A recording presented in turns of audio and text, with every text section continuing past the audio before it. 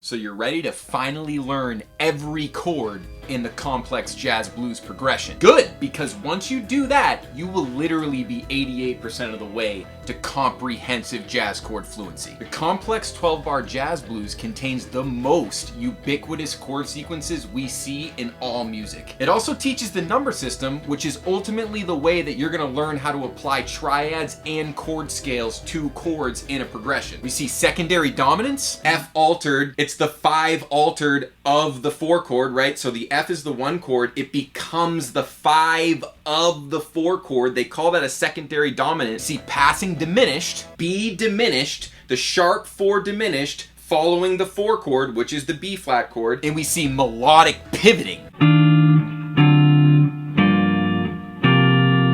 That sort of thing. And we see how to apply the jazz chord mastery system, which is the 3-shape framework discussed in the last video. There are only 3 fretboard shapes that you need to memorize in order to access virtually all possible jazz chords. The jazz blues is the best way to understand jazz chords because you already know the blues on an intuitive level.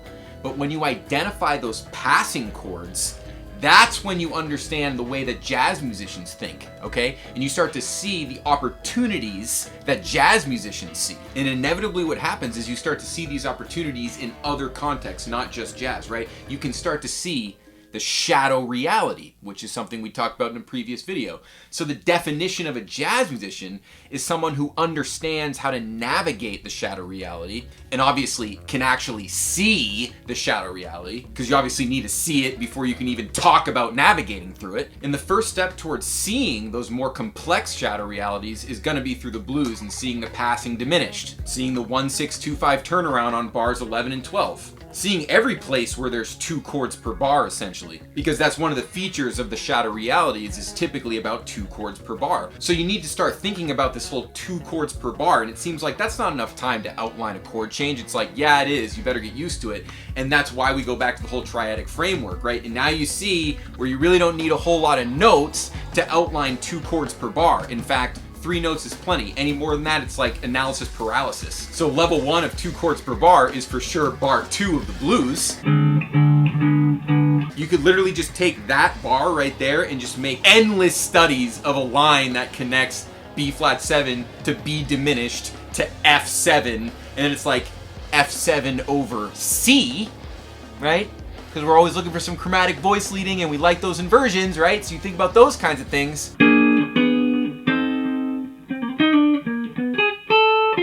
Just always focusing on taking that path. And I'm getting way deep into the nuances of bar 2 of the blues, but that's why this video is called the actual blues chords. Because unless you can really outline those chords, you really don't know your chord changes. You really don't understand how chord changes work. It does really truly start with the blues.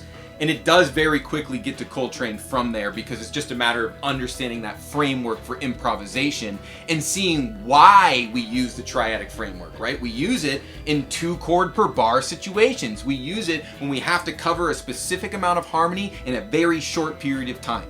The longer we have to express the harmony, the more scale opportunities might be afforded. Now, the other classic 2 chord per bar is the ending turnaround. Right? To outline that, be selective about your note choices. So this teaches voice leading. Right? Or getting more dissonant.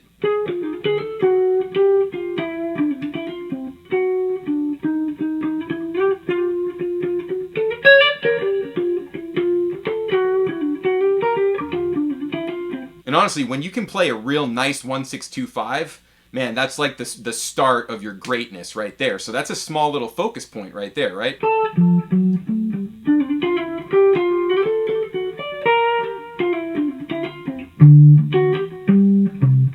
Like thinking about voice leading opportunities ahead of time, stuff like this.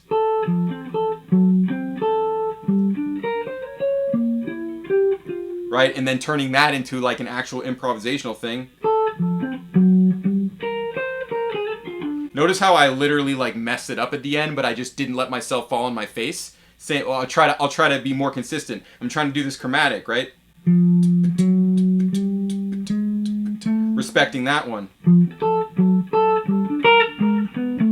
So if you want to get to all that nuance, right? I think our school, Systems for Creation, I really do think we're probably paying attention to a lot of stuff that people aren't paying attention to elsewhere. Because the devil's in the details, kid. So if you want to get in the details, dude, be aware of the devils so you can face them with knowledge, dude. That's about the triads, really. It's like, how do you navigate 2 chords per bar? It's triads. Once you get your blues, you can play that turnaround real clean. You can play that sharp 4 diminished in bar 2 real clean. You can make endless studies out of it. Then you go and play some Coltrane tunes. Then you get down to the shadow reality at the Coltrane level, the 2 chords per bar substitution level. Now we've got some big exercises going on in the school that we've talked about. Antoine made this insane.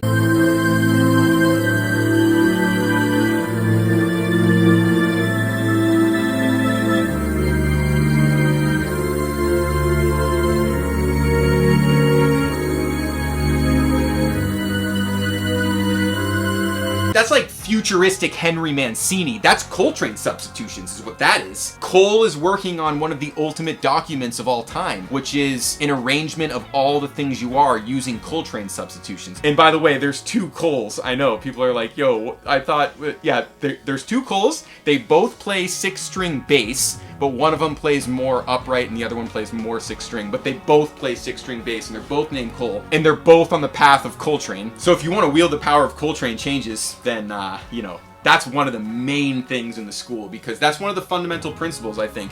Like blues is a fundamental principle, Coltrane's are fundamental principles, 2 chord per bar shadow reality, fundamental principles. Forget about the jazz chord mastery framework. That's the, Paul knows that thing, it's mind blowing. You know, it's like, it's straight up mind blowing. Like.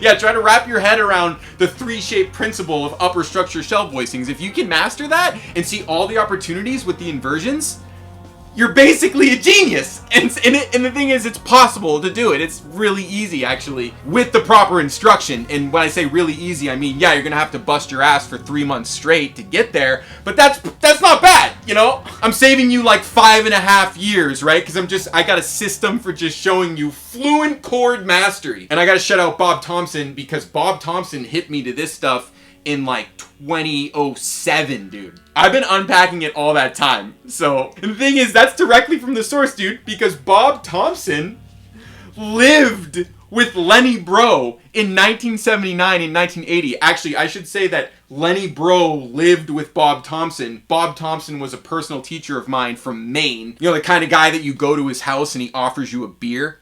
Except I was underage, so he didn't offer me a beer.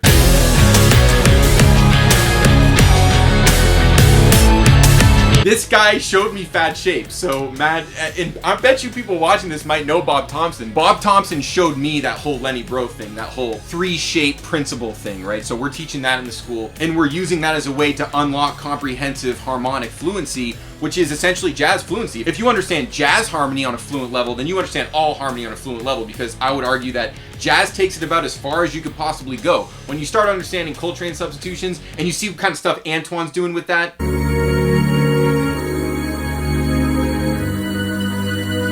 that's one of the best examples in the recent posts of doing some like movie score level shit with Coltrane changes. Some Hollywood like Henry Mancini from the dystopian future kind of stuff. Yeah, so join our community, learn jazz blues, and then just let that rocket ship take off. Once you learn real blues and you understand all the implications, your life is obviously, you know, it's honestly a lot better. Wait till you start using passing 4 diminished on rhythm changes. Wait till you learn rhythm changes. Then your life sounds like a Broadway musical soundtrack. And I love that, just running through my head. Dip, dip, dip, dip, dip, dip.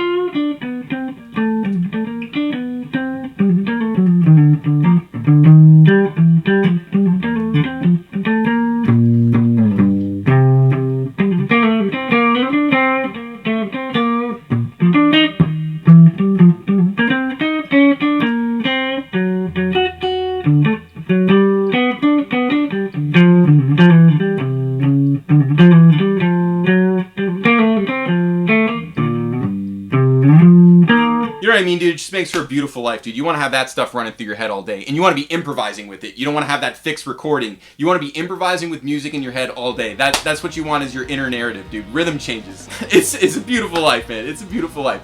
So we're gonna teach you all that, okay? We're gonna teach you everything. So reach out to me on Instagram or buy the monthly subscription. Link in the description.